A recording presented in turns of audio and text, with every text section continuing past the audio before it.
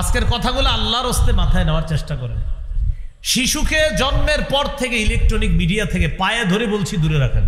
আপনি স্টেজে আসেন, আপনার পায়ে ধরে বলছি আমি, ওর জীবনটা আপনি নষ্ট করে দিয়েন না, ওরে দূরে রাখেন। কয় হুজুর কাজ করতে পারি না। আমাদের আব্বা আম্মা মনে কোনো কাম করে নাই। হ্যাঁ, এখানে যারা মুরব্বী আছে, আমার পাশে হুজুর আছে, হুজুরের তো আম্মায় কোন মোবাইল দেখে ওনারে খানা খাওয়াইছে? আম্মায় কোনো মোবাইল দেখে আপনারা খানা খাওয়াইছে ছোটবেলায়? হ্যাঁ, ওই সময় তো মোবাইলই ছিল না। তো উনি এত বড় সাইকুল হাদিস হয়ে এখন সভাপতি হয়েছে কেমনে? এখানে মঞ্চে কত আলেমরা আছে, ইমামরা আছে। ওই যে উনি লাল দাড়ি, আপনার আম্মা আপনারা কি মোবাইল দেখে খানা খাওয়াইছে? তা আপনি কিভাবে মুরব্বী হয়েছেন? সবাই শিখেন, বিষয়টা হাসিন না, শিখেন যে ওনার তো আম্মা ছিল, আমাদের আম্মা, আমাদেরকে তো এইভাবে আমগরে তো বড় করছে। কোথায়? তো আপনাদের হাতে পায়ে ধরে বলছি, শিশু সন্তানের জীবনটা নষ্ট করে দিন না। মসজিদে শিশুদের গুরুত্ব দেওয়া, শিশুদের উপস্থিতিকে গুরুত্ব দেওয়া, ওদেরকে তাড়ায়া দিয়েন না মসজিদ থেকে। হ্যাঁ, একটা কথা মনে রাখবেন, শিশুদেরকে মসজিদে একসাথে দাঁড়াইতে দিয়েন না। ওরা একসাথে দাঁড়াইলে মসজিদ আর এখানে রাখবে না, ওটা অন্যদিকে নিয়ে যাবে। এই জন্য আপনি কি করবেন, মসজিদে নেওয়ার পর শিশুকে, অভিভাবক 5 জন শিশু নিয়ে মসজিদে গেলেন, আপনি এক কোনায় দাঁড়াবেন, আরেকজন আরেক খাম্বার পাশে দাঁড়াইবেন, আরেকজন আরেক কোনায় দাঁড়াবেন। মানে শিশুদেরকে একসাথে দাঁড়াইতে দিয়েন না। তখন আপনারা যখন রুকুতে যাবেন না, ওরা ওদের সাথে কথা বলে এইভাবে, তখন আর দুষ্টামি করতে পারে না, খোঁজ খবর রাখতেছে সবার, কি নেটওয়ার্ক ঠিক রাখতেছে, কিন্তু তখন আর কি করে না, ওই দুষ্টামিটা করবে না। এই জন্য মসজিদে তাড়ায়া দেওয়া যাবে না ওদেরকে, ওদের উপস্থিতি গুরুত্ব দেওয়া। রাসূলুল্লাহ সাল্লাল্লাহু আলাইহি সাল্লাম বলেন, ইজা আম্মা আহাদুকুমুন নাস, তোমাদের কেউ যখন ইমামতি করে তখন পিছনে 4 শ্রেণীর মুসল্লির কথা মাথায় রাখবা। ফাইন্না ফীহিমুদ দাঈফ, 1 নাম্বার তোমার পিছে দুর্বল আছে। ওয়াল মারিদ, ইমামের পিছনে অসুস্থ ব্যক্তি আছে। ওয়াস সগীরা, ছোট মানুষ আছে। ওয়াল কাবীরা, বৃদ্ধ মানুষ আছে। এই 4 শ্রেণীর প্রতি ইমামের লক্ষ্য রেখে নামাজ পড়াতে হবে, যে আমার পিছে অসুস্থ আছে, আমার পিছে দুর্বল আছে, আমার পিছনে বৃদ্ধ আছে, আমার পিছনে শিশু আছে, ওদেরকে লক্ষ্য রেখে নামাজ পড়াতে হবে। আপনি যদি বেশি লম্বা কেরাত নেন, ও অঘটন ঘটাই দিতে পারে মসজিদের মধ্যে, কথার কথা আর কি। এই জন্য আপনি সবার প্রতি খেয়াল রেখে নামাজ আদায় করতে হবে। শিশুরা মসজিদে দুষ্টামি করলে, এটা মন দিয়ে শোনেন, সবাই ধমক দিতে যায় না ওদেরকে। শিশুরা মসজিদের মধ্যে গেলে তাদেরকে সবাই ধমক না দেওয়া। ভাই এটা একটু মনে রাখেন, আমরা কি করি মাঝে মাঝে এমন ধমক দেই, ও আর আগামী 2-3 মাস মসজিদের সামনে আসে না। এরকম ধমক না দিয়ে আপনাদেরকে বুদ্ধি দিই, শিশু দুষ্টামি করলে 2 জনকে জানাইবেন। 1 ইমাম সাহেবরে জানাই দিবেন, 2 নাম্বার ওই ছেলে মেয়ের অভিভাবকরে জানাই দিন। আপনি ওরে ধমক দিয়েন না, ওরে শাসন করবেন অভিভাবক দিয়ে। অভিভাবক শিশুরে শাসন করলে শিশু বিষয়টা গুরুত্ব সহকারে নেয়। না আমি আপনি যদি ওরে কিছু বলতে যাই, ও বিষয়টা খুব মাইন্ডে নেয়। ইমাম সাহেব ওরে কিছু বললে এটাও গুরুত্ব দেয়, কারণ ইমাম সাহেবরে ও হুজুর মনে করে। তো আমারে আপনারে সবাইরে কিন্তু অতটা গুরুত্ব দিবে না, এই জন্য মাথায় রাখবেন। সবাই ধমক দিতে যাব না, অভিভাবকরে জানাবো অথবা ইমাম সাহেবকে জানাবো শিশুর ব্যাপারে। বলছিলাম 18 নাম্বার, মসজিদে শিশুর উপস্থিতি, এটা গুরুত্ব দেওয়া, এই বিষয়টা আমরা মনে রাখা। 19 নম্বর, শিশুকে কোরআন শিক্ষা দেওয়া। ওলামা হযরত এখানে আছেন, হাজারো মাহফিলের চাইতে বেশি গুরুত্ব দেন মসজিদ ভিত্তিক মক্তবের গুরুত্ব। হাজারো মাহফিলের চেয়ে বেশি লাভ মসজিদ ভিত্তিক মক্তবের। মসজিদ ভিত্তিক মক্তবগুলা মারা যাইতেছে দিন দিন। সকালবেলা ইমাম সাহেব ঘোষণা করে, মুয়াজ্জিন সাহেব, মক্তবের ছাত্র ছাত্রীরা তোমরা মক্তবে চলে আসো, ঠিক না? ঘোষণা করে, কত কষ্টের কথা। আগে মসজিদ ভিত্তিক মক্তবে ফজরের পরে 150-200 ছাত্র ছাত্রী হইত। আমরা কায়দা আমপারা ওই মক্তবে পড়ছি, কায়দা আমপারা কোরআন নেওয়া পর্যন্ত ওই মক্তবে পড়ছি। তো পুরো মনে আছে আমার, আমি কায়দা পড়ছিও ওই মসজিদ ভিত্তিক মক্তবে, আমপারাও পড়ছি মসজিদ ভিত্তিক মক্তবে, পুরা মনে আছে আমার। কায়দা পড়ছি গ্রামের মক্তবে, আর আমপারা পড়ছি আমার আব্বা এক মসজিদের ইমাম সাহেব ছিলেন, ওইটার বারান্দায় একজনে পড়াইতেন সকালে আমপারা, ওনার কাছে আমি পড়ছি। উজানির মাওলানা সেবাতুল্লাহ সাহেব আমার উস্তাদ, আমার আমপারার উস্তাদ। তাহলে ওনার কাছে আমি পড়ছি, এটা আপনাদের এই জন্য বললাম। মসজিদ ভিত্তিক মক্তব, এটার গুরুত্ব দেওয়া, এটার গুরুত্ব বাড়াতে হবে। আল্লাহ আমাদেরকে কথাগুলো মনে রাখার তৌফিক দান করেন। বলছিলাম হাজারো মাহফিলের চেয়ে বেশি জরুরি এই মসজিদ ভিত্তিক মক্তবগুলা আবার জিন্দা করা, আবার চাঙ্গা করা, না হয় মুসলমানের বাচ্চাগুলা নষ্ট হয়ে যাবে। ওনারা সবাই প্রায় মুরব্বী যারা আছে সবাই ওই মক্তবেরই ছাত্র। এ হলো 19 নম্বর, কোরআন শিক্ষা দেওয়া শিশুকে। রাসূলুল্লাহ সাল্লাল্লাহু আলাইহি সাল্লাম বলেন, খায়রুকুম মান তাআল্লামাল কুরআনা ওয়া আল্লামা। তিরমিজির 2909 নম্বর হাদিস, বুখারীর বর্ণনা। তোমাদের মধ্যে সর্বোত্তম এই ব্যক্তি যে কোরআন শিখে অন্যকে শিখায়। এই যে সকালবেলা বাচ্চাকে পড়াইতেছে, হামজা লাম জবর আল, হামিম জবর হাম, আল হাম, দাল পেশ দু, আলহামদু। এই তুই এদিকে, আরেকজনে ডাকে ছোট্ট একটা বেত নিয়ে পর, বা জবর বা, শিন জবর শাহ, বাসা, র দুই পেশরুন, বাসারুন, যা তুই যা। হ্যাঁ তুই এদিকে, নুন জবর না, সদ জবর স, না স, র জবর র, না স র, যা যা তুই যা। হ্যাঁ তুই এদিকে পড়া দে। এই যে পড়ছে, পড়াইতেছে, নবী বলেন খাইরুকুম খাইরুকুম, আমি তোমাদেরকে শ্রেষ্ঠ বলে ঘোষণা করলাম। জামিয়া কাসিমিয়া ইমদাদুল উলুম জুয়ারিয়া মাদ্রাসার 11তম বার্ষিক ইসলামী মহাসম্মেলনের সম্মানিত সভাপতি আল্লামা আব্দুস সবুর, শেখুল হাদিস খিরাটি মাদ্রাসা গাজীপুর, আল্লামা আলাউদ্দিন পীর সাহেব সিলেট, আল্লামা বাহাউদ্দিন শেখুল হাদিস আবদুল্লাপুর জগৎচর মাদ্রাসা।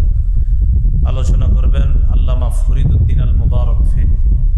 বাদেশে আলোচনা করবেন মুফতি আলী হাসান উসামা ভাই সিলেট, আল্লামা আব্দুল আহাদ বাজিতপুর, মুফতি আতিকুল্লাহ নরসিদ, মাওলানা ইব্রাহিম খলিল ব্যস্তপুরী গাজীপুর, মাওলানা মহিউদ্দিন আশরাফি নরসিদ।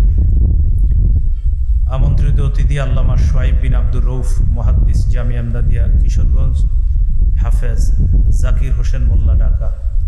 আমন্ত্রিত হজরত উলামায়ে কেরাম, আরজ গুজার মাওলানা আব্দুল লতিফ প্রতিষ্ঠাতা মোহতামিম অত্র মাদ্রাসা। উপস্থিত হজরত উলামায়ে কেরাম, মুসলমান ভাইয়েরা, আল্লাহ তাআলা দরবারে শুকরিয়া আদায় করছি, আল্লাহ আমাদের এই মাহফিলে উপস্থিত হওয়ার তৌফিক দান করেছেন বলি আলহামদুলিল্লাহ। আমি আপনাদের সামনে 25 পারার 7 নম্বর পৃষ্ঠা সূরাতুশ শুরা, এই সূরার 49-50 নম্বর আয়াতে কারিমা তেলাওয়াত করলাম। আয়াতে আল্লাহ তাআলা বলেন, লিল্লাহি মুলকুস সামাওয়াতি ওয়াল আরদ, আসমান জমিনের রাজত্ব আল্লাহর।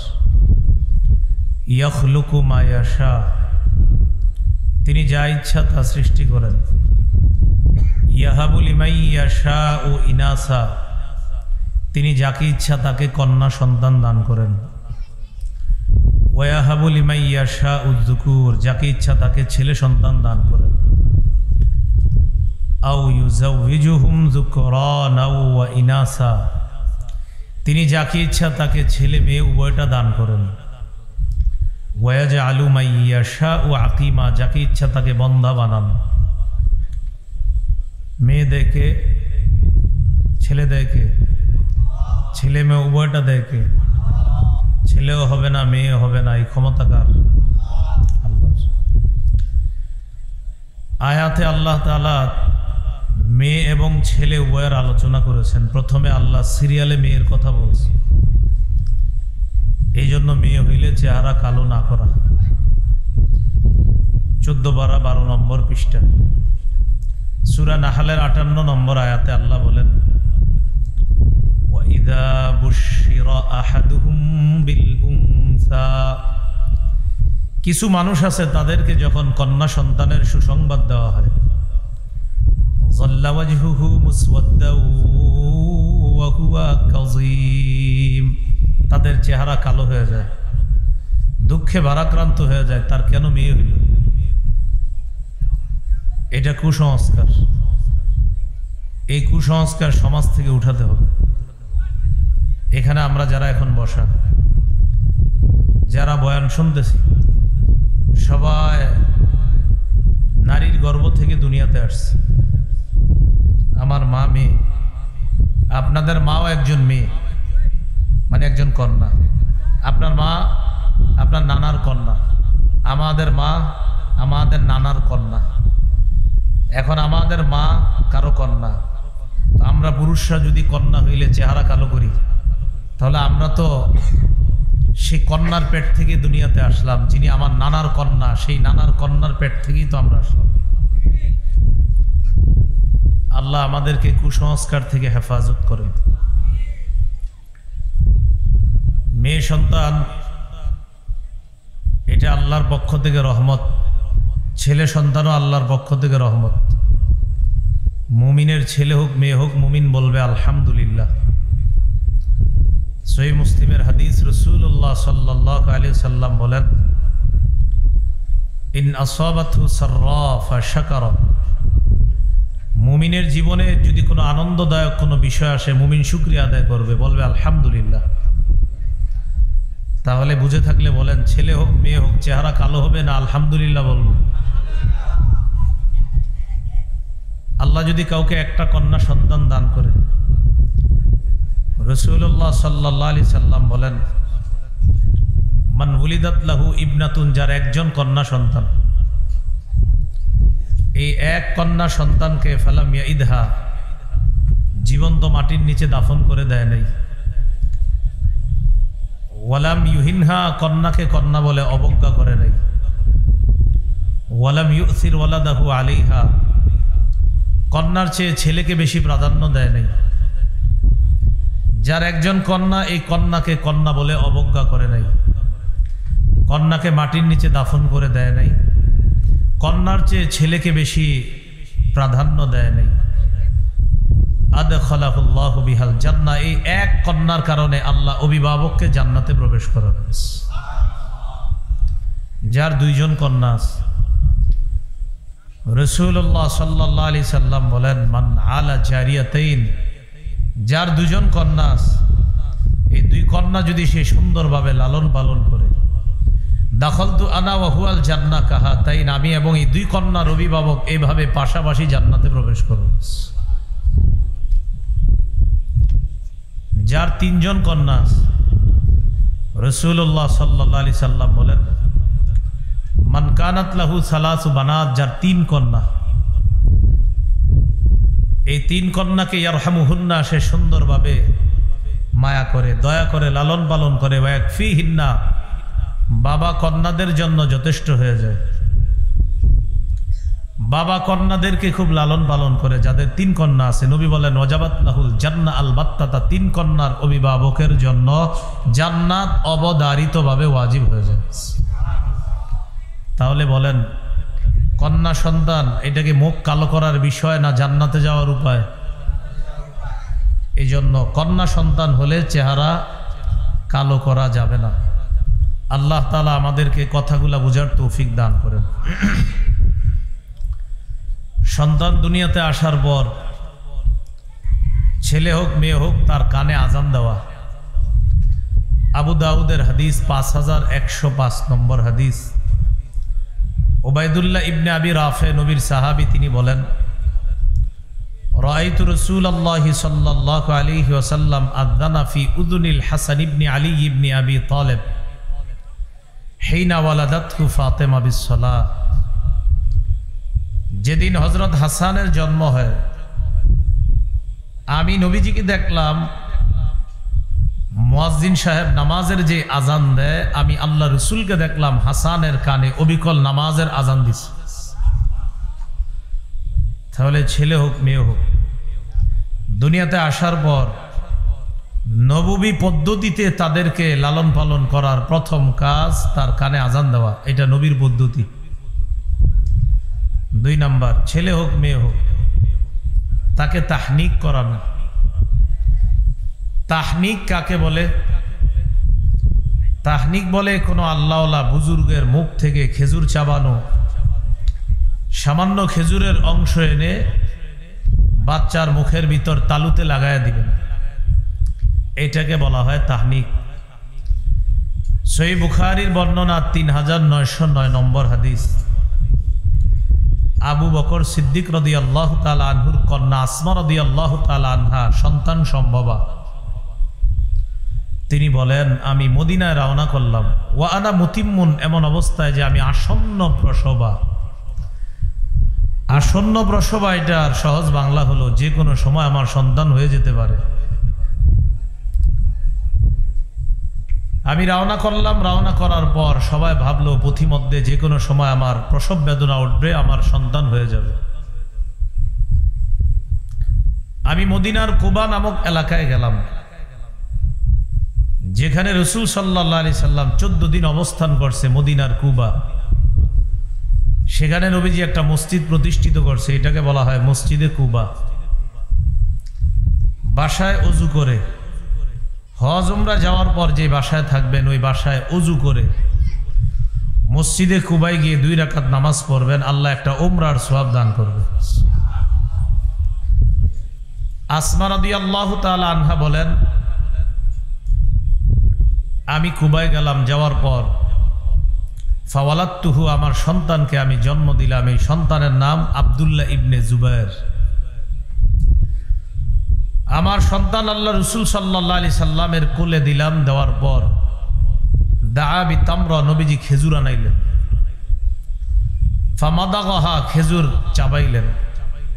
ফাতাফালা ফিহি, আব্দুল্লাহ ইবনে জুবায়েরের মুখে খেজুরের চাবানু লালা আল্লাহ রাসূল দিয়ে দিলেন। ওয়াহান্নাকাহু বিতামরা, সামান্য খেজুরের একটু অংশ আব্দুল্লাহ ইবনে জুবায়েরের মুখের ভিতর তালুতে নবীজি লাগায়া দিলেন। হাদিসে আসছে, ফাকানা আউওয়ালা শাইইন দাখালা বাতনা আব্দুল্লাহ ইবনে জুবায়ের রিকু রাসূলিল্লাহি সাল্লাল্লাহু আলাইহি সাল্লাম। আব্দুল্লাহ ইবনে জুবায়েরের পেটে দুনিয়ার কোনো খাবার সর্বপ্রথম যায় নাই। আল্লাহ রাসূলের খেজুর মিশ্রিত লালা আব্দুল্লাহ ইবনে জুবায়েরের পেটে সর্বপ্রথম খাদ্য। এটাকে বলা হয় তাহনিক। সন্তান দুনিয়াতে আসার পর দ্বিতীয় কাজ তাহনিক করা। এটা নববী পদ্ধতি, নববী আদর্শ। সন্তান দুনিয়াতে আসার পর 3 নম্বর কাজ সন্তানের জন্য বরকতের দোয়া করা। আবু দাউদের 5106 নম্বর হাদিস। হাদিসের বর্ণনাকারী আয়েশা সিদ্দিকা রাদিয়াল্লাহু তাআলা আনহা, তিনি বলেন, কানা রাসূলুল্লাহ সাল্লাল্লাহু আলাইহি ওয়াসাল্লাম ইউতা বিসসিবিয়ান ফায়াদউ লাহুম বিল বারাকাহ। রাসূলুল্লাহ সাল্লাল্লাহু আলাইহি সাল্লামের কাছে শিশুদেরকে আনা হতো, তিনি তাদের জন্য বরকতের দোয়া করতেন। আমরা যারা নবজাতককে দেখতে যাব, আমাদের উচিত তার জন্য দোয়া করা, তার মা বাবা তাদের জন্য বরকতের দোয়া করা। দোয়াটা এইভাবে করা যায়, জাআলাহুল্লাহু মুবারাকান আলাইকা ওয়া আলা উম্মতি মুহাম্মাদিন সাল্লাল্লাহু আলাইহি ওয়াসাল্লাম। আল্লাহ তাআলা তোমার এই সন্তানকে তোমার জন্য এবং গোটা জগতের উম্মতে মুহাম্মদীর জন্য আল্লাহ তাআলা বরকতের কারণ বানায়া দেন। এই দোয়া করা, এটা হলো 3 নাম্বার কাজ। তাহলে শিশু সন্তান নবজাতক, তার জন্য বরকতের দোয়া করা, তার মা বাবার জন্য বরকতের দোয়া করা, এটা 3 নাম্বার কাজ। নববী পদ্ধতি 4 নাম্বার, শিশু সন্তান দুনিয়াতে আসার পর ও কান্না করলে ওর কান্না থামায় দেওয়া, এটা শিশুর অধিকার। শিশুর মা নামাজে দাঁড়াইছে, ডেক ডিক্সি ধোয়ার জন্য গেছে, ওই মুহূর্তে শিশু কান্না শুরু করছে। যারা বাসায় আছেন তাদের কর্তব্য এই শিশুকে কোলে নেওয়া, তার কান্না থামায়া দেওয়া। এমনকি নামাজের মধ্যে যদি কেউ থাকে, তার লম্বা কেরাতের পরিবর্তে সংক্ষিপ্ত কেরাত দিয়ে নামাজ শেষ করে তাড়াতাড়ি শিশুকে কোলে নিয়ে তার কান্না থামানো, এটা শিশুর অধিকার। সহিহ বুখারীর বর্ণনা 868 নম্বর হাদিস।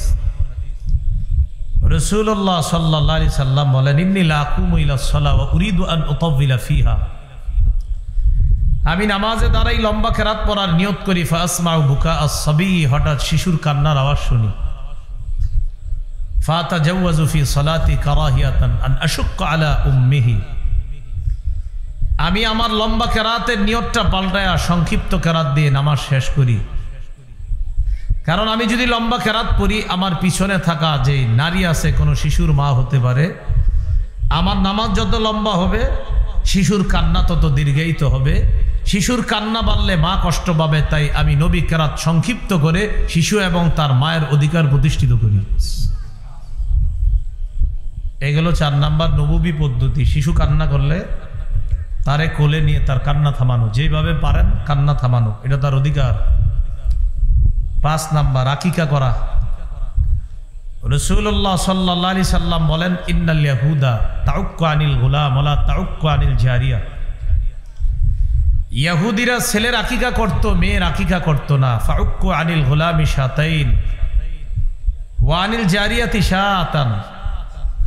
নবীজি বলেন তোমরা ছেলের পক্ষ থেকে 2টি পশু আকিকা করবা, মেয়ের পক্ষ থেকে 1টি। ইহুদিরা ছেলের আকিকা করত, মেয়ের আকিকা করত না। ও আমার উম্মত, তোমরা ছেলের পক্ষ থেকে 2টি ছাগল আকিকা করবা, মেয়ের পক্ষ থেকে 1টি আকিকা করবা।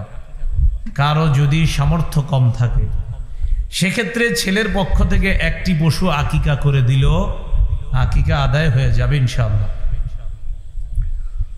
নাসাই হাদিসের কিতাবে, কিতাবের 4220 নম্বর হাদিস, রাসূলুল্লাহ সাল্লাল্লাহু আলাইহি সাল্লাম বলেন, কুল্লু গুলামিন রহিনুন বিআকিকাতিহি তুযবাহু আনহু ইয়াউমা সাবিঈ। প্রত্যেক নবজাতক তার আকিকার সাথে আবদ্ধ, 7ম দিনে তার পক্ষ থেকে পশু জবাই করা হবে। 7ম দিনে তার পক্ষ থেকে পশু জবাই করা হবে। ওয়া ইউহলাকু রাসুহু, তার মাথা মুন্ডন করা হবে। 7ম দিনে মাথার চুলগুলো একটা টিস্যুতে নিবেন অথবা ছোট্ট একটা কাগজে নিয়ে যেভাবে পারেন বাজারে চলে যাবেন, স্বর্ণকারের দোকানে গিয়ে এক পাল্লায় আপনার 7ম দিনের শিশুর মাথার চুল, আরেক পাল্লায় রূপা। এই চুল পরিমাণ রূপা যতটুকু হয় এই পরিমাণ রূপা আল্লাহ রাস্তায় সদকা করে দিবেন। এতে শিশুকে আল্লাহ অনেক বিপদ আপদ থেকে হেফাজত করবে।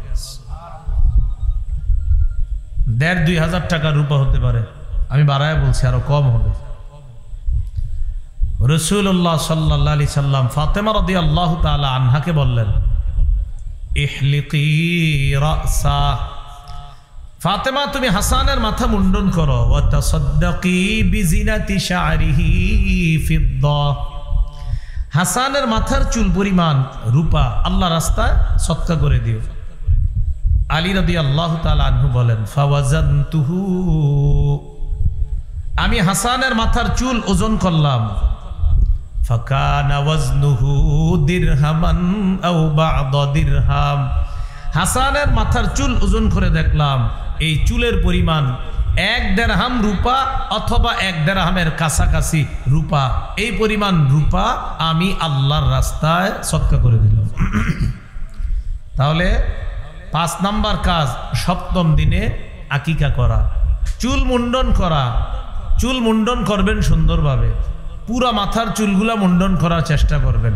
ইচ্ছা করে কিছু অংশ রাইখা দিয়েন না, ইচ্ছা করে কিছু রাইখা দিলেন আর কিছু হলক করলেন, এটা যেন না হয়। রাসূলুল্লাহ সাল্লাল্লাহু আলাইহি সাল্লাম কাজা করতে নিষেধ করেছেন। একটু আমার সাথে বলেন, বলেন কাজা। কি করতে নিষেধ করেছেন? সবাই বলেন কি? কাজা।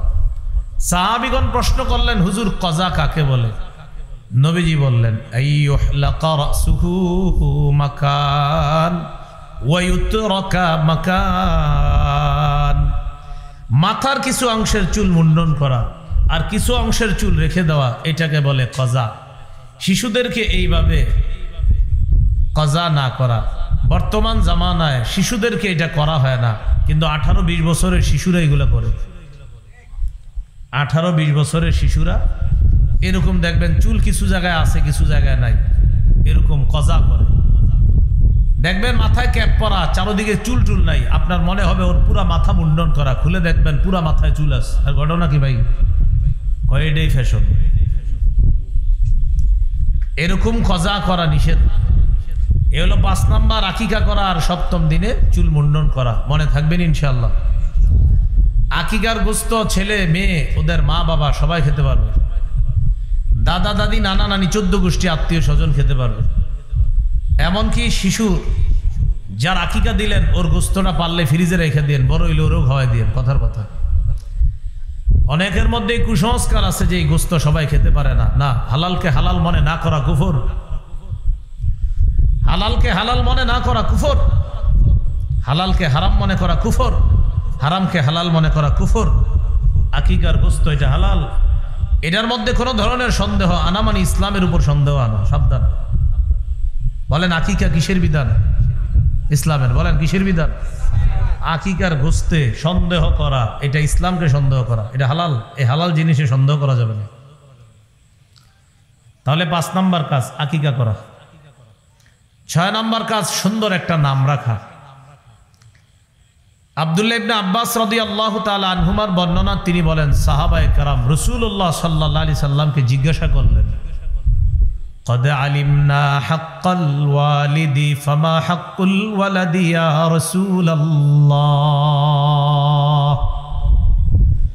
ওগো আল্লাহ রাসূল, আমরা মা বাবার হক জানি, ছেলে মেয়ের হক কি এটা একটু আমাদেরকে বলেন। রাসূলুল্লাহ সাল্লাল্লাহু আলাইহি সাল্লাম বললেন, আইয়ুহসিনা ইসমা ওয়া ইউহসিনা আদাবা। অভিভাবকের জন্য কর্তব্য হলো সন্তানের সুন্দর একটা নাম রাখা, তাকে শৈশব থেকে সুন্দর শিষ্টাচারের মাধ্যমে বড় করে গড়ে তোলা। যারা আগে বাবা হয়ে গেছেন তো হয়ে গেছেন, এখন ইয়াং অনেকে আছেন এখানে, এখনো বাবা হন নাই বা হয়েছেন, মোবাইল যা দেখানোর দেখাইছেন আর দেখায়েন না, যেভাবে বলতেছি এইভাবে বড় করেন। ইনশাল্লাহ ও আপনারে বড় হইলে ভাত খাওয়াবে, ঘরে রাখবে, আপনারে বৃদ্ধাশ্রমে রেখে আসবে না, নিশ্চিত থাকেন ইনশাল্লাহ।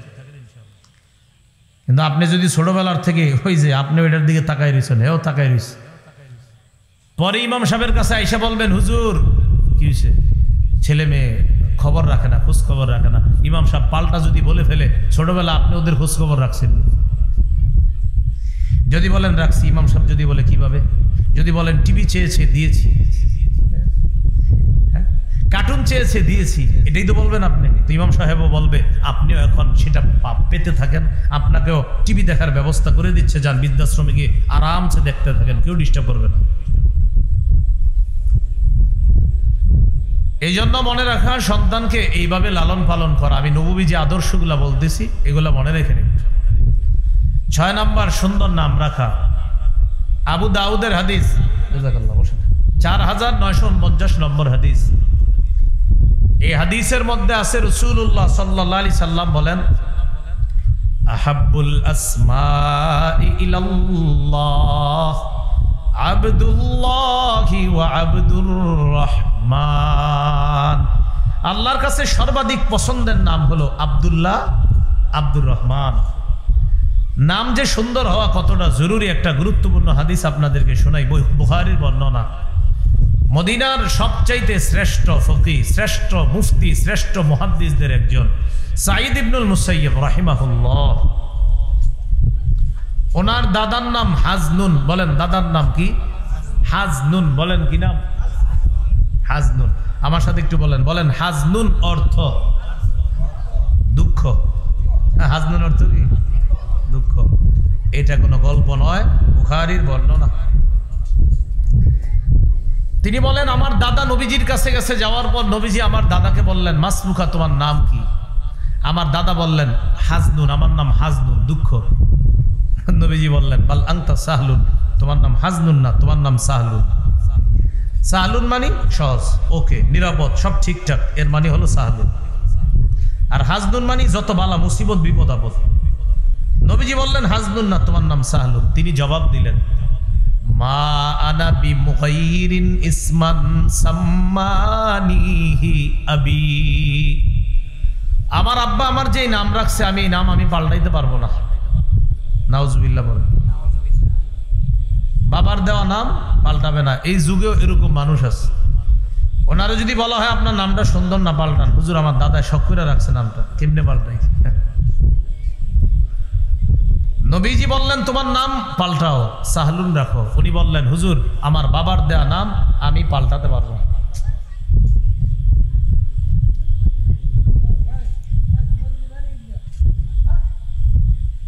সাঈদ ইবনুল মুসাইয়্যিব রাহিমাহুল্লাহ তিনি বলেন, আমার দাদা নবীর কথা শুই না নাম না পাল্টানোর কারণে নামের অর্থ জানি কি?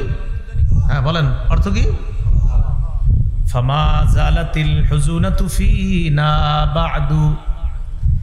এরপর আমাদের প্রজন্মের পর প্রজন্ম, পরবর্তী যত প্রজন্ম আমাদের ছিল, সবার মাঝে দুঃখ দুর্দশা লেগেই ছিল, শুধু আমার দাদা নামটা না পাল্টানোর কারণে। এই হলো আপনার নাম না পাল্টানো।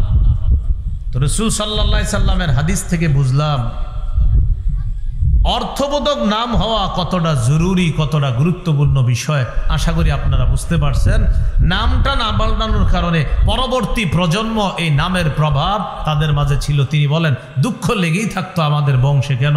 নবীজি বলছিল নামটা পাল্টাইতে, নাম পাল্টায় নাই। এখান থেকে একটা ভালো নাম হওয়ার গুরুত্ব আমরা উপলব্ধি করতে পারলাম। আল্লাহ কথাগুলা মনে রাখার তৌফিক দান করেন।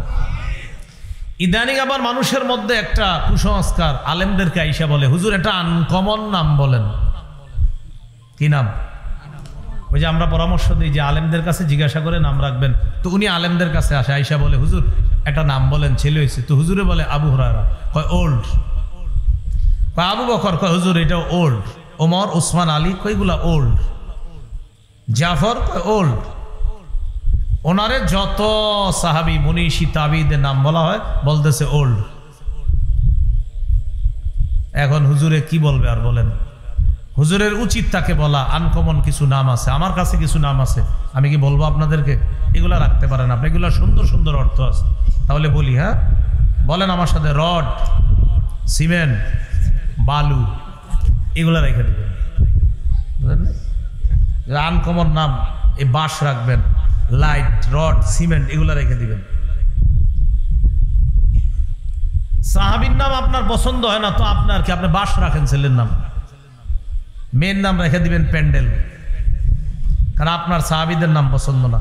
খাদিজা রাদিয়াল্লাহু তাআলা আনহার নাম পছন্দ না, হাফসা পছন্দ না, আপনি আনকমন নাম চাচ্ছেন। তো আনকমন তো এগুলাই, চেয়ার টেবিল, কি এগুলো আনকমন না?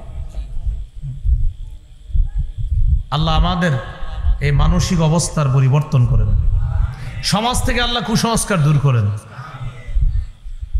তাহলে মনে আসেনি কি বলছে, হুজুর আমার বাবার দেওয়া নাম আমি পাল্টাবো না। এটা তো নামের ক্ষেত্রে বললাম। আমাদের সমাজে অসংখ্য বেদাত আছে, যে বেদাতটা অনেক মানুষ ছাড়ে না। কেন?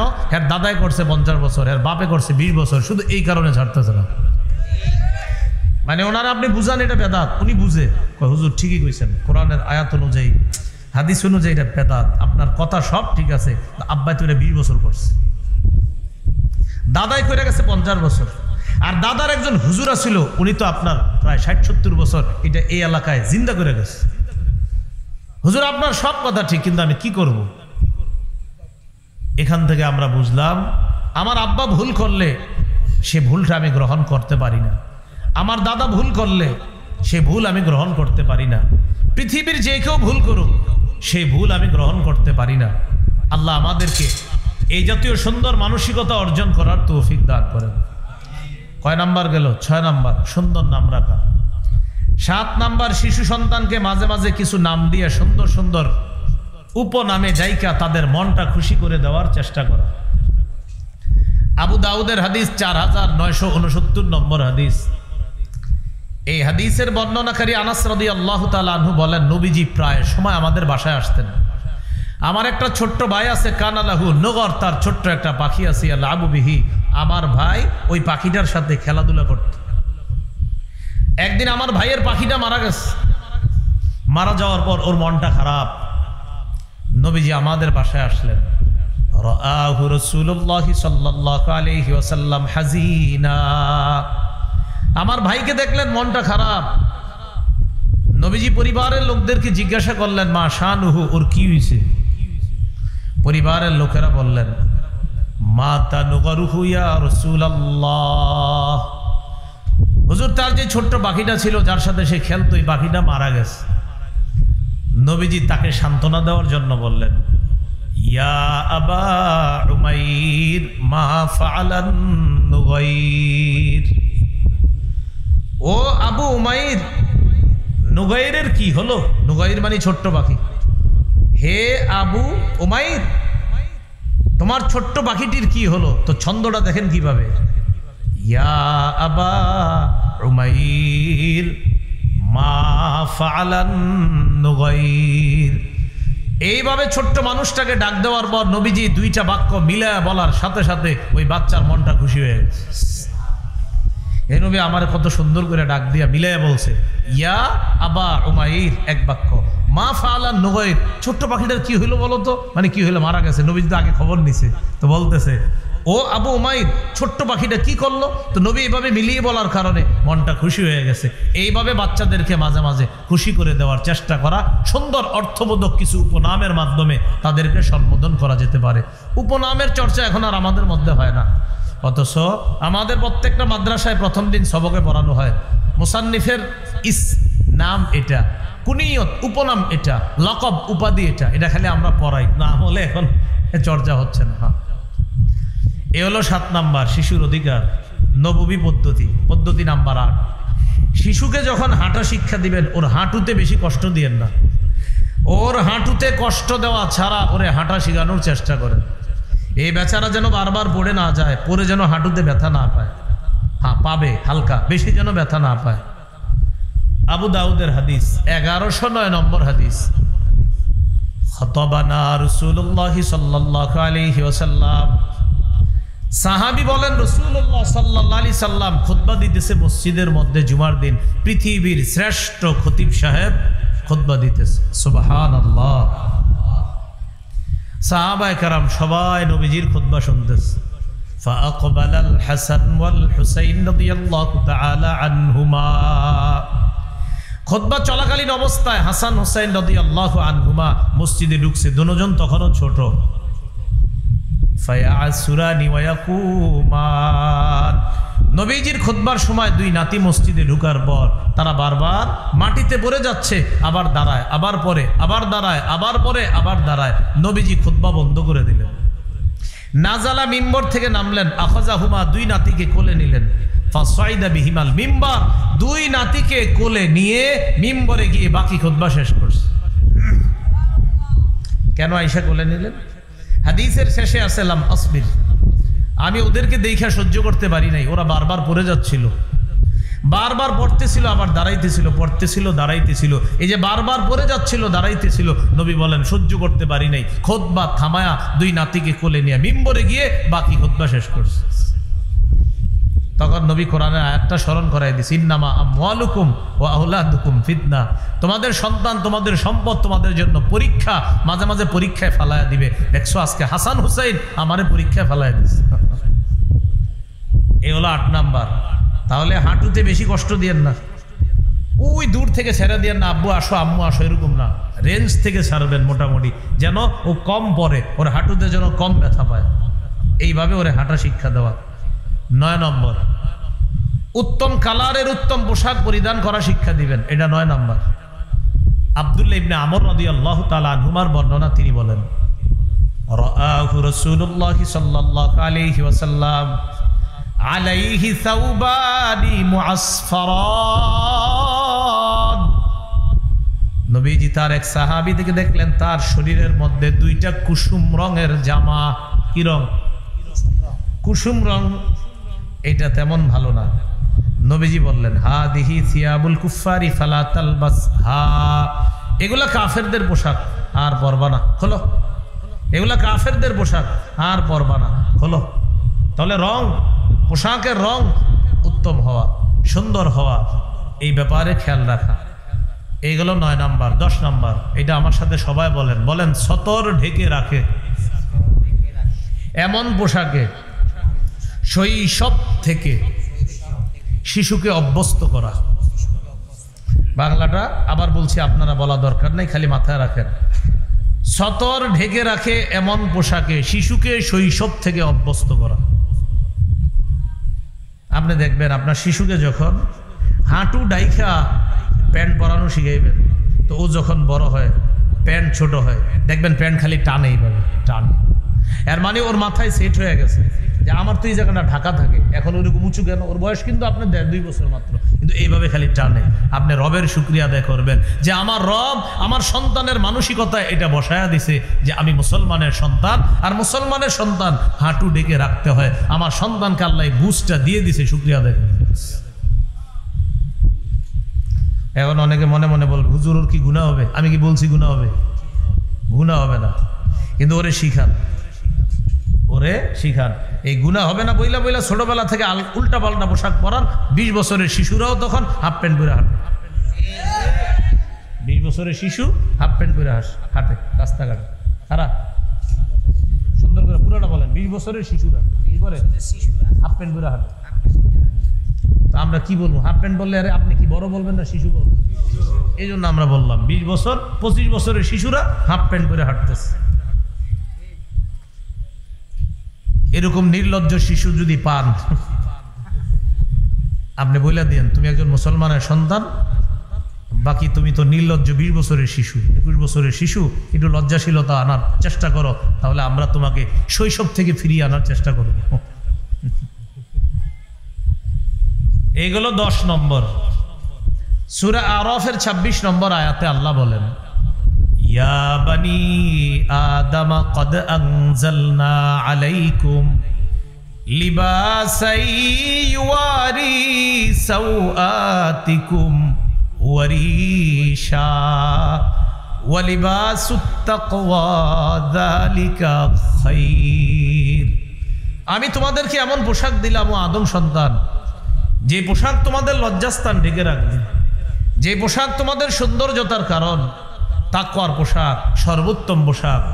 এখানে আমরা যারা আছি অভিভাবক, নতুন বাবা হয়েছি, বা আল্লাহ চাইলে নতুন বাবা হব, বা আমরা অভিভাবক যারা আছি, আমার সন্তান মুসলমানের সন্তান, আমার সন্তানকে আমি ইসলামী সভ্য পোশাকে বড় করব। অন্তত এখানে যারা আছে আমরা ওয়াদা করি ইনশাআল্লাহ। ঠিক আছে তো ইনশাআল্লাহ? আল্লাহ তৌফিক দান করেন। 10 জন শুরু করে দেন, পরিবারের সবাই শুরু করে দিন। আপনি শুরু করেন, আপনার চাচা, আপনার খালা, আপনার খালু, সবার মাঝে আপনার প্রভাব পড়া শুরু হয়ে যাবে যখন আপনাকে ইসলামী মাইন্ডে দেখবে যে আপনার শিশুকে আপনি ঠিক ওইভাবে বড় করতেছেন যেভাবে আপনার হাবিব আপনাকে শিখিয়েছে। সাদা পোশাকে অভ্যস্ত করা। সাদা পোশাক সর্বোত্তম পোশাক। কোন পোশাক? সাদা পোশাক। আবু দাউদের হাদিস, রাসূলুল্লাহ সাল্লাল্লাহু আলাইহি সাল্লাম বলেন, ইলবাসু মিন সিয়াবিকুমুল বায়াদ ফাইন্নাহা খায়রু সিয়াবিকুম। নবীজি বলেন, তোমরা সাদা পোশাক পরো, কেননা সাদা পোশাক সর্বোত্তম পোশাক। ওয়া কাফিনু ফিহা মাউতাকুম, তোমাদের মধ্যে যারা মারা যায় তাদেরকে সাদা পোশাক পরায় দাও। জীবিতরা সাদা পোশাক পরো, মৃত যারা তাদেরকেও সাদা পোশাক পরায় দাও। এই হাদিসের শিক্ষা, জীবিত অবস্থায় যখন সাদা পোশাক পরবেন, সাদা পোশাক আপনাকে স্মরণ করায় দিবে তুমি মারা গেলে জনগণ তোমার এটাই পরায় দিবে, এই কালার তোমাকে পরায় দিবে। সাদা পোশাক মানুষকে মৃত্যুর কথা স্মরণ করায় দেয়। এই জন্য হাদিসে আসছে সাদা পোশাক সর্বোত্তম পোশাক। 12 নাম্বার, এটা একটু আমার সাথে বলেন, এমন পোশাকে অভ্যস্ত করা যেই পোশাক অহংকার প্রদর্শন করে না। এমন পোশাকে আমার সন্তানকে বড় করব যে পোশাকে ওর মধ্যে কোনো অহংকার আসে না, ওর মধ্যে কোনো আমিত্ব ভাব আসে না, ও অন্য শিশুদের সাথে গর্ব করে না, অহংকার করে না, এমন পোশাকে ওরে অভ্যস্ত করা। দেখেন, আপনার এবিলিটি আছে আপনার সন্তানকে অনেক দামি পোশাক পরানোর, ও 4-5টা শিশুর সাথে মিশে, আপনি মোটামুটি এমন পোশাকগুলো ওরা দেন যেন ওর মধ্যে কোনো অহংকার না আসে, অন্যদের সাথে যেন গর্ব অহংকার ওর মধ্যে তৈরি না হয়। শিশু মানুষ অহংকার করলে তার গুনাহ হবে না, কিন্তু এই স্বভাব যেন তার তৈরি না হয়। রাসূলুল্লাহ সাল্লাল্লাহু আলাইহি সাল্লাম বলেন, কুলু, খাও, ওয়াশরাবু, পান করো, ওয়া তাসাদ্দাকু, দান করো, ওয়ালবাসু, পরিধান করো, মা লাম ইখালিতুহু ইসরাফুন আও মাখিলা, যতক্ষণ অপচয় এবং অহংকার প্রদর্শন না হয় ততক্ষণ খাও, পান করো, দান করো, পোশাক পরিধান করো। খাও, অহংকার যেন না হয়। পান করো, অহংকার যেন প্রদর্শন না হয়, অপচয় যেন না হয়। দান করো, দান যেন তোমাকে অহংকারী না বানায়। পোশাক পরিধান করো, পোশাক যেন তোমাকে অহংকারী না বানায়। এই হলো 12 নাম্বার, অহংকার প্রদর্শন করে এমন পোশাক থেকে শিশুকে দূরে রাখা।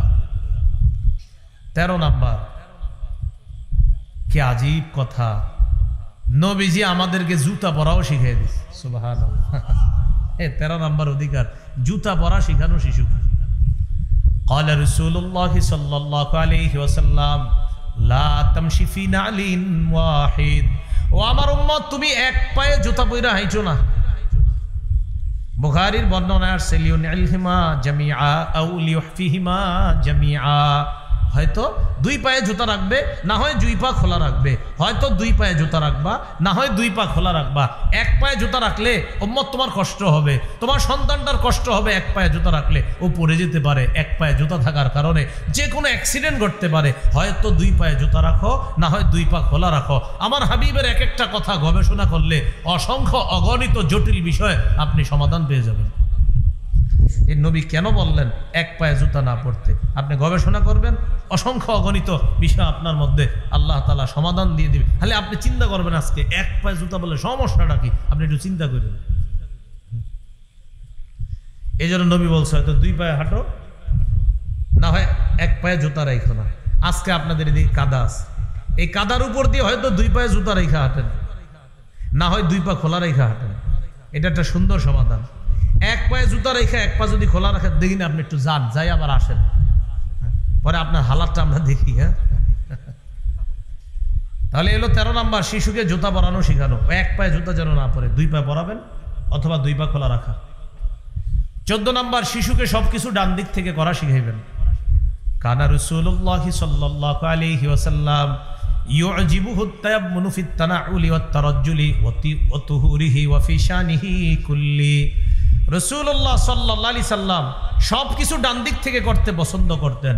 ফিত তানাউলি জুতা পরা, ওয়াত তারাজ্জুলি চুল আঁচড়ানো, ওয়া তুহুরিহি ওযু করা, পবিত্রতা অর্জন করা, ওয়া ফি শানিহি কুল্লি সব ক্ষেত্রে আল্লাহ রাসূল ডান পছন্দ করতেন। আমরা আমাদের শিশুদেরকে এইভাবে ডানের গুরুত্ব বুঝাবো, যে বাম থেকে ডান বেশি দামি, উত্তম, এটা বোঝানোর চেষ্টা করবো। এলো 14 নাম্বার।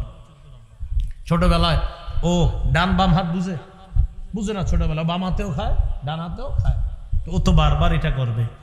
ইবলিস ওরে চেষ্টা করবে বারবার বাম হাতে খাওয়াইতে, ইবলিস। আপনি বারবার এটা নিয়ে ওরে ডান হাতে দেন, ওরে বইলেন না ডান হাতে নেও, বলা দরকার নাই। শিশুরা বলার চেয়ে ফলো করে বেশি। ওরে আপনি বারবার এই হাতে দিবেন, একদিন 2 দিন 3 দিন করাবেন, পরে দেখবেন এই হাতেই খায়, ওর মাথায় ঢুকে যায়। এটা এলো 14 নাম্বার। 15 নাম্বারটা একটু আমার সাথে বলতে হবে। বলেন, ছেলে শিশুকে স্বর্ণ রেশম থেকে দূরে রাখা।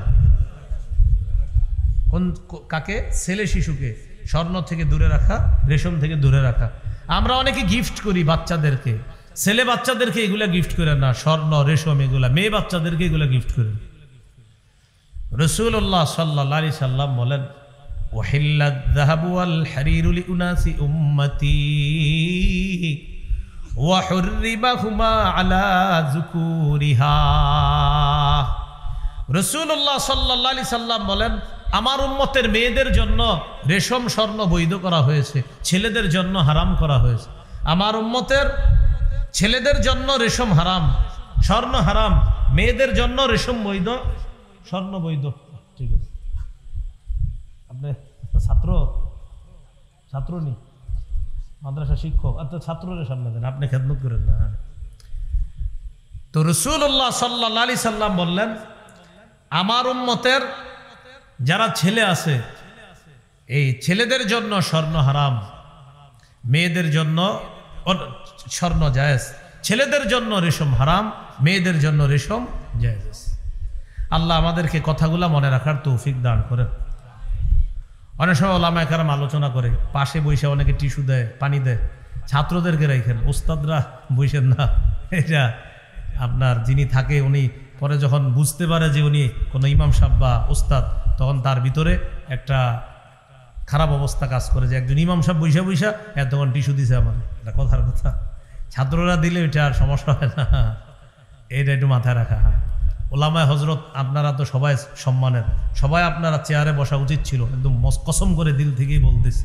কিন্তু এটা হয়তো একটা নিয়ম, একজনে বয়ান করে এই জন্য চেয়ারে বসানো, সভাপতি সাহেব বসছে এরকম হয়তো না হয়। সবার ওলামায়ে কেরাম যারা আলেম উস্তাদ যারা বাস্তবিক অর্থেই তারা সবাই চেয়ারে বসাই উচিত ছিল।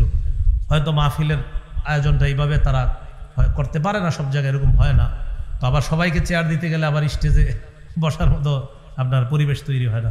তো যাই হোক, এই পাশে যারা বসে একটু ছাত্র টাইপের বসলে যিনি থাকে উনি নিতেও সহজ হয়, যে দেয় ওর সাথে একটা বোঝাপড়াও সুন্দর হয়। আচ্ছা, এ হলো 15 নাম্বার। ছেলে শিশু থেকে স্বর্ণ দূরে রাখা, রেশম দূরে রাখা। আল্লাহ কথাগুলা মনে রাখার তৌফিক দান করেন। 16 নাম্বার, তাওহীদের শিক্ষা দেওয়া, শিশুকে তাওহীদের শিক্ষা দেওয়া। তাওহীদের শিক্ষা আমরা শিশু সন্তানকে দিতে হবে। বলেন, আল্লাহ এক, আল্লাহ অমুখাপেক্ষী, স্থান, কাল, সময়, সৃষ্টি কোনো কিছুরই মুখাপেক্ষী নন। আল্লাহ তাআলা কোনো কিছুর মুখাপেক্ষী নন।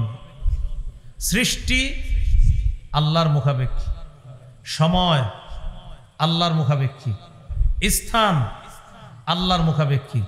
বলেন আরশ আল্লাহর মুখাপেক্ষী, কুরসি আল্লাহর মুখাপেক্ষী।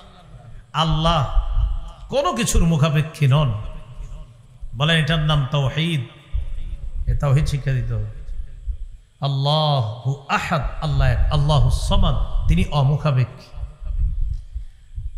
এইভাবে শিশুকে শিক্ষা দেওয়া, পাশাপাশি এটা বলা ইহফাজিল্লাহ ইয়াহফাজকা, তুমি আল্লাহর বিধিবিধানগুলো রক্ষা করবা, আল্লাহ তোমাকে রক্ষা করবে। ইহফাজিল্লাহ তাজিদহু তুজাহাকা, তুমি আল্লাহকে সদা স্মরণে রাখবা, তাহলে আল্লাহকে বিপদে আপদে কাছে পাইবা। শোনো, ইজা সাআলতা ফাসআলিল্লাহ, তুমি যখন কারো কাছে চাইবা আল্লাহর কাছে চাইবা। ওয়াইদা ইসতাআনতা ফাসতাইন বিল্লাহ, তুমি যখন সাহায্য প্রার্থনা করবা আল্লাহর কাছে সাহায্য প্রার্থনা করবা।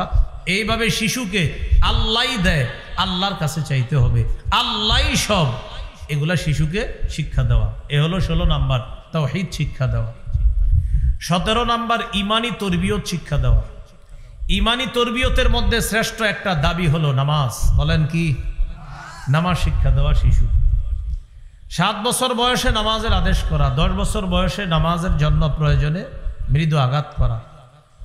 রাসূলুল্লাহ সাল্লাল্লাহু আলাইহি সাল্লাম বলেন, মুরু আওলাদাকুম বিস-সালাহ ওয়া হুম আবনাউ 7 সিনিন, সন্তানদেরকে নামাজের আদেশ করো যখন তাদের বয়স 7। ওয়াদরিবুহুম আলাইহা ওয়া হুম আবনাউ 10 সিনিনা, যখন তাদের বয়স 10 প্রয়োজনে মৃদু আঘাত করো। এখন 7 বছর বয়সী সন্তানটাকে আপনি নামাজের কথা বললেই যে সে শুনবে এমন না, কিন্তু যেন শুনে এই জন্য আপনার কি করতে হবে, ওরে শৈশব থেকে নামাজের প্র্যাকটিস করাতে হবে। এখন বাচ্চাদেরকে নামাজের প্র্যাকটিস বইলা করানো যাবে না। আপনি মাঝে মাঝে সুন্নত নামাজ বাচ্চার পাশে পড়েন, আপনার বিবিকে বলবেন তুমি মাঝে মাঝে বাচ্চার পাশে নামাজ পড়বা। বাচ্চা দোলনার মধ্যে আছে, আপনার বিবিকে বলবেন ওর পাশে দাঁড়ায় নামাজ পড়তে। বাচ্চা আপনার বিবিকে যা দেখতেছে ওইটা সে করবে। মনে রাখবেন, পাথরে খোদাই করা এই বিষয়টা যেমন বাচ্চা শৈশবে যা শিখে বিষয়টা তেমন। আবার বলছি, পাথরে খোদাই করা বিষয়টা যেমন, পাথরে নকশা করা বিষয়টা যেমন, শিশু শৈশবে যা শিখে বিষয়টা তেমন। এখন শিশু কি করবে জানেননি? ওর বয়স যখন 1.5-2 বছর, আপনি যখন বাসায় সুন্নত পড়বেন, ও আপনার পাশে দাঁড়ায় যাবে। দেখবেন মাঝে মাঝে দেখবেন পরনে কাপড় নাই, কিন্তু আপনার বাসায় এসে দাঁড়ায় গেছে। 1.5 বছর 2 বছর বয়স, মাথায় টুপি একটা দিয়া হযরত আপনার পাশে খাড়ায় যাবে। আপনারা এইভাবে তাকায় তাকায় দেখে আপনি কি করেন? তো দেখি কি আপনি এইভাবে মুখ নাড়াইতেছেন, ও মুখ নাড়ায়। এখন আপনি রুকুতে যান, ও ওইভাবে রুকুতে গিয়ে এইভাবে আপনার দিকে তাকায়। তখন আপনি রুকুতে কি পড়তে থাকেন, ওই রকম করে আপনি সালাম ফিরাবেন, সালাম ফিরানোর পর তাসবিহ পড়েন। ওরে কিন্তু বইলেন না কিচ্ছু, ও আপনারা দেখবে। তাসবিহ এভাবে পড়বেন না, ও আপনার আঙ্গুলটা ফলো করবে। এবার আঙ্গুলের দিকে তাকাইবে আর চেহারার দিকে এরকম করবে। এবার ও এরকম করবে। সুবহানাল্লাহ পড়েন। এইভাবে শিশুর মাথায় খোদাই করতে হবে। এটা খোদাই, ওই যে পাথরে খোদাই করেন, এইভাবে ওর মাথায় এটা খোদাই করতে হবে। এখন আপনি বলেন, এইটার পরিবর্তে যদি সারাক্ষণ ওই যে আপনার ওরে যদি আপনার কার্টুন দিয়ে খানা খাওয়ায়, তো ওর মাথায় কি খোদাই হবে না? বিষয়টা আমি মনে করেন ওদের পক্ষেই বলতেছি, কিন্তু ওর মাথায় খোদাই হবে কি? কার্টুন। এখানে ইয়াং ছেলেরা আছেন, হয়তো অনেকে বিয়ে করছেন, অনেকে বিয়ে করবেন ইনশাল্লাহ। আজকের কথাগুলো আল্লাহর হস্তে মাথায় নেওয়ার চেষ্টা করেন। শিশুকে জন্মের পর থেকে ইলেকট্রনিক মিডিয়া থেকে পায়ে ধরে বলছি দূরে রাখেন। আপনি স্টেজে আসেন, আপনার পায়ে ধরে বলছি আমি, ওর জীবনটা আপনি নষ্ট করে দিয়েন না, ওরে দূরে রাখেন। কয় হুজুর কাজ করতে পারি না। আমাদের আব্বা আম্মা মনে কোনো কাম করে নাই। হ্যাঁ, এখানে যারা মুরব্বী আছে, আমার পাশে হুজুর আছে, হুজুরের তো আম্মায় কোন মোবাইল দেখে ওনারে খানা খাওয়াইছে? আম্মায় কোনো মোবাইল দেখে আপনারা খানা খাওয়াইছে ছোটবেলায়? হ্যাঁ, ওই সময় তো মোবাইলই ছিল না। তো উনি এত বড় শাইখুল হাদিস হয়ে এখন সভাপতি হয়েছে কেমনে? এখানে মঞ্চে কত আলেমরা আছে, ইমামরা আছে। ওই যে উনি লাল দাড়ি, আপনার আম্মা আপনারা কি মোবাইল দেখে খানা খাওয়াইছে? তা আপনি কিভাবে মুরব্বী হয়েছেন? সবাই শিখেন বিষয়টা, হাসিন না, শিখেন যে ওনার তো আম্মা ছিল, আমাদের আম্মা, আমাদেরকে তো এইভাবে আমগরে তো বড় করছে। কোথায় তো আপনাদের হাতে পায়ে ধরে বলছি, শিশু সন্তানের জীবনটা নষ্ট করে দিয়েন না।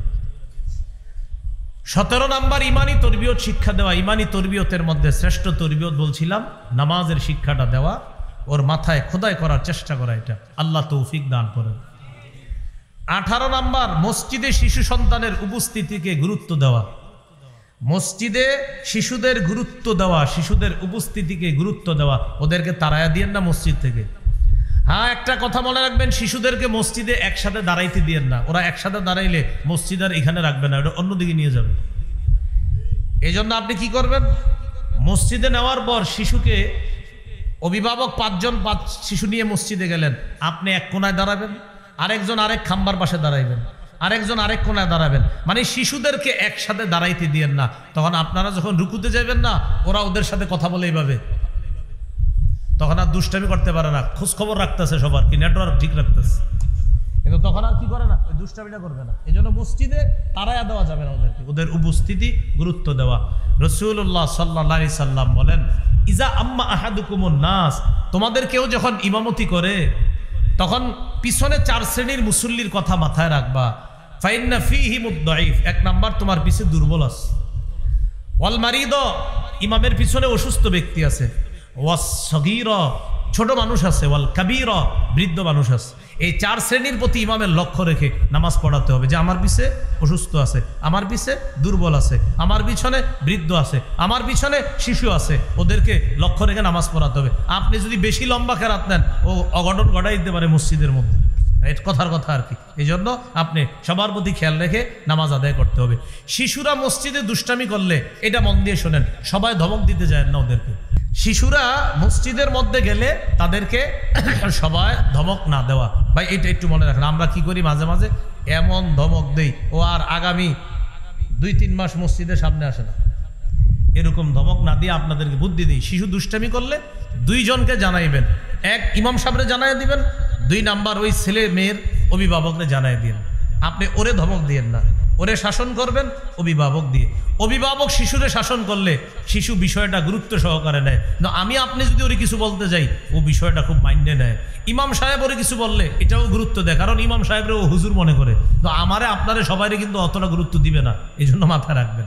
সবাই ধমক দিতে যাব না, অভিভাবকরে জানাবো অথবা ইমাম সাহেবকে জানাবো শিশুর ব্যাপারে। বলছিলাম 18 নাম্বার মসজিদে শিশুর উপস্থিতি, এটা গুরুত্ব দেওয়া, এই বিষয়টা আমরা মনে রাখা। 19 নম্বর শিশুকে কোরআন শিক্ষা দেওয়া। ওলামা হযরত এখানে আছেন, হাজারো মাহফিলের চাইতে বেশি গুরুত্ব দেন মসজিদ ভিত্তিক মক্তবের গুরুত্ব। হাজারো মাহফিলের চেয়ে বেশি লাভ মসজিদ ভিত্তিক মক্তবের। মসজিদ ভিত্তিক মক্তবগুলা মারা যাইতেছে দিন দিন। সকালবেলা ইমাম সাহেব ঘোষণা করে, মুয়াজ্জিন সাহেব, মক্তবের ছাত্র ছাত্রীরা তোমরা মক্তবে চলে আসো, ঠিক না? ঘোষণা করে, কত কষ্টের কথা। আগে মসজিদ ভিত্তিক মক্তবে ফজরের পরে 150-200 ছাত্রছাত্রী হইত। আমরা কায়দা আমপারা ওই মক্তবে পড়ছি, কায়দা আমপারা কোরআন নেওয়া পর্যন্ত ওই মক্তবে পড়ছি। তো পুরো মনে আছে আমার, আমি কায়দা পড়ছিও ওই মসজিদ ভিত্তিক মক্তবে, আমপারাও পড়ছি মসজিদ ভিত্তিক মক্তবে, পুরা মনে আছে আমার। কায়দা পড়ছি গ্রামের মক্তবে, আর আমপারা পড়ছি আমার আব্বা এক মসজিদের ইমাম সাহেব ছিলেন, ওইটার বারান্দায় একজনে পড়াইতেন সকালে আমপারা, ওনার কাছে আমি পড়ছি। উজানির মাওলানা সেবাতুল্লাহ সাহেব আমার উস্তাদ, আমার আমপাড়ার উস্তাদ। তাহলে ওনার কাছে আমি পড়ছি, এটা আপনাদের এই জন্য বললাম মসজিদ ভিত্তিক মক্তব, এটার গুরুত্ব দেওয়া, এটার গুরুত্ব বাড়াতে হবে। আল্লাহ আমাদেরকে কথাগুলো মনে রাখার তৌফিক দান করেন। বলছিলাম হাজারো মাহফিলের চেয়ে বেশি জরুরি এই মসজিদ ভিত্তিক মক্তবগুলা আবার জিন্দা করা, আবার চাঙ্গা করা, না হয় মুসলমানের বাচ্চাগুলা নষ্ট হয়ে যাবে। ওনারা সবাই প্রায় মুরব্বী যারা আছে সবাই ওই মক্তবেরই ছাত্র। এ হলো 19 নম্বর কোরআন শিক্ষা দেওয়া শিশুকে। রাসূলুল্লাহ সাল্লাল্লাহু আলাইহি সাল্লাম বলেন, খায়রুকুম মান তাআল্লামাল কুরআন ওয়া আল্লামা। তিরমিজির 2909 নম্বর হাদিস, বুখারীর বর্ণনা। তোমাদের মধ্যে সর্বোত্তম এই ব্যক্তি যে কোরআন শিখে অন্যকে শিখায়। এই যে সকালবেলা বাচ্চাকে পড়াইতেছে, হামজা লাম জবর আল, হামিম জবর হাম, আল হাম দাল পেশ দু, আলহামদু। এই তুই এদিকে, আরেকজনে ডাকে ছোট্ট একটা বেত নিয়ে, পর বা জবর বা, শিন জবর শাহ বাসা, র 2 পেশরুন বাসারুন, যা তুই যা। হ্যাঁ তুই এদিকে, নুন জবর না, সদ জবর স না স, র জবর র না স র, যা যা তুই যা। হ্যাঁ তুই এদিকে পড়া দে। এই যে পড়ছে পড়াইতেছে, নবী বলেন খায়রুকুম খায়রুকুম, আমি তোমাদেরকে শ্রেষ্ঠ বলে ঘোষণা করলাম। এলো 19 নম্বর কোরআন শিক্ষা দেওয়া। 20 নম্বর শিশুকে ভালোবাসা, শিশুর সাথে খেলাধুলা করা। 20 নম্বর খেলাধুলা করা। আপনাদেরকে হাদিস শোনাই, কে কার সাথে খেলে দেখেন। ইবনে মাজার 144 নম্বর হাদিস, নবীজি এক সাহাবীর বাড়িতে দাওয়াতের উদ্দেশ্যে বের হইছে। হঠাৎ রাস্তার মধ্যে দেখে ওয়া হুসাইনুন ইয়ালআবু ফিস সিক্কা, মদিনার গলিতে হযরত হুসাইন খেলাধুলা করতেছে। মদিনার গলি, সিক্কাতুন শব্দের অর্থ গলি, বহুবচন সিকাকুন মানে গলি। গলির মধ্যে যখন হুসাইন খেলতেছে, নবীজি দেখতেছে তার নাতি খেলতেছে, নবী সবাইরে সরায়া সামনে গেলেন। যেই মাত্র নানারে দেখছে হযরত হুসাইন রাদিয়াল্লাহু তাআলা, ইয়াফিরু হা হুনা ওয়া ইয়াফিরু হা হুনা, একবার নানারে দেখার পর হুসাইন এদিকে যায়, আরেকবার এদিকে যায়, মানে নানারেও ঘুরাইতেছে পিছে পিছে, নবীজিও যাইতেছে এদিকে ওদিকে, একবার এদিকে যায় একবার এদিকে যায়, নবীজিও যাইতেছে এভাবে এভাবে, ইউদাহিকুহু, আর নবীজি খালি হাসতেছে হুসাইনের সাথে, হুসাইনও বারবার পালাইতেছে, এবার এদিকে আবার এদিকে আবার এদিকে দৌড় দেয়, নবীও তার পিছনে পিছনে দৌড় দিতেছে। এক পর্যায়ে ধরে ফেলছে। ধরার পর আল্লাহ রাসূল বললেন হুসাইনুন মিন্নি আনা মিন হুসাইন, হুসাইন আমার থেকে, আমি হুসাইনের থেকে। আহাব্বাল্লাহু মান আহাব্বা হুসাইনান, হুসাইনকে যে ভালোবাসলো আল্লাহ যেন তাকে ভালোবাসে। শিশুর সাথে খেলাধুলা করা। অভিভাবকরা বাসায় আইসা শিশুর সাথে একটু খেলাধুলা করে, এই জিনিসটারে ডয়ারে রেখে দিয়েন বাসায় আইসা, এটা আর এত হাতে নিয়েন না। বাসায় যখন চলে আসছেন কাজকর্ম থেকে, এটারে ডয়ারে রেখে দিয়েন, বাস এখন খালাস। এবার শিশুরে সময় দেন, ওরে নিয়ে মাগরিব নামাজে মসজিদে যান, ওরে নিয়ে এশার নামাজে মসজিদে যান। এশার নামাজের পর মাগরিবের পর ও যখন পড়ে ছোট ছোট পড়াগুলা আলিফ বা তাসা, এই পড়াগুলা ওর সাথে খেলার মতো ওরে শিখাইয়া ফেলেন, খেলার ছলে পড়াগুলা শিখাইয়া ফেলেন, এইভাবে ওরে শিখাইয়া ফেলেন। কাগজের মধ্যে ছোট্ট ছোট্ট কাগজে লেখেন, একটাত লিখবেন আলিফ, আরেকটাত লিখবেন বা, আরেকটাত লিখবেন তা, এইভাবে আরবি অক্ষরগুলা লেখা একটা বক্সের মধ্যে দিবেন। ওই যে চোর পুলিশ খেলছেন ছোটবেলা, এইভাবে বক্সে দিয়ে ওই শিশুর সামনে এইভাবে ফালাইবেন, ফালানোর পর বলবেন একটা উঠাও তো, উঠাবে, উঠানোর পর খোলো তো কি আছে, বলবে জিম জিম, আবার এরকম করবেন। ও আপনার সাথে খেলতেছে কিন্তু ও কিন্তু আলিফ বা তাসা জিম অক্ষরগুলা শিখে ফেলতেছে, ওরে সময় দেন। এ হলো 20 নম্বর। 21 নম্বর শিশুকে ভালোবাসা। আগের হাদিসটা কারে দিয়ে শোনাইলাম? হুসাইন রাদিয়াল্লাহু তাআলা, এটা হাসান রাদিয়াল্লাহু তাআলা আনহুর ব্যাপারে শোনাই। দেখেন বুখারীর বর্ণনা 5884 নম্বর হাদিস, নবীজি বাসায় আসছে বাজার থেকে। আসার পর বললেন আইনা লুকা, বলেন কি বলছে? লুকা, বলেন লুকা, লুকা বলেন লুকা। লুকা অর্থ হলো হ্যাংলা পাতলা শিশু। সুবহানাল্লাহ।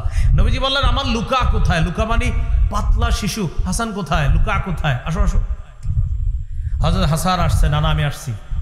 আসার পর নবীজি ফালতাজামা, হযরত হাসানকে জড়ায়া ধরে বললেন আল্লাহুম্মা ইন্নী উহিব্বু, আল্লাহ আমি হাসানকে ভালোবাসি। ফাহিব্বা মাই ইউহিব্বু, হাসানকে যে ভালোবাসে আল্লাহ আপনিও তাকে ভালোবাসেন। তাহলে কত গেল? 21 শিশুকে ভালোবাসা। 22 নম্বর শিশুকে রানে বসাবেন, রানে রানে। ছোট্ট ছেলেটাকে এক রানে বসাবেন, ছোট্ট মেয়েটাকে আরেক রানে বসাবেন, এবার আদর করবেন। সহিহ বুখারী 6003 নম্বর হাদিস।